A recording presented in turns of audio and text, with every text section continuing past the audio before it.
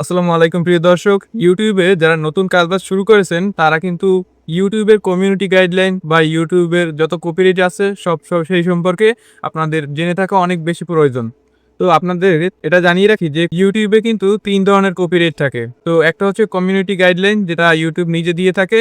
আর আরেকটি হচ্ছে যে কপিরাইট স্ট্রাইক এবং অন্যটি হচ্ছে যে কপিরাইট ক্লেম। তো কপিরাইট স্ট্রাইক কি, কপিরাইট ক্লেম কি এবং কমিউনিটি গাইডলাইন কি সেই সম্পর্কে বিস্তারিত আস্তে ধাপে ধাপে ভিডিও আসবে। তো আজকে আমি কথা বলবো কপিরাইট ক্লেম কি।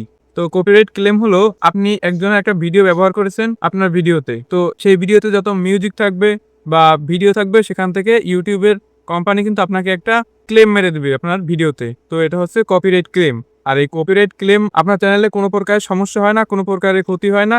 কিন্তু আপনার ভিডিওর নিচে কপিরাইট ক্লেম লেখা থাকবে। তো এই কপিরাইট ক্লেম লেখার ফলে আপনার যদি চ্যানেল মনিটাইজ থেকে থাকে তারপরও আপনার কোনো প্রকারের ইনকাম হবে না।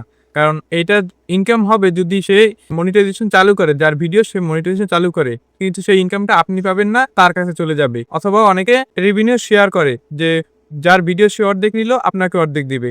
কিন্তু অনেকে এটা করে না, অনেকে করে যে সেটা মনিটাইজেশনই বন্ধ করে দেয়। কিন্তু কপিরাইট ক্লেমের ফলে আপনার ভিডিওতে কোনো প্রকারের সমস্যা হয় না।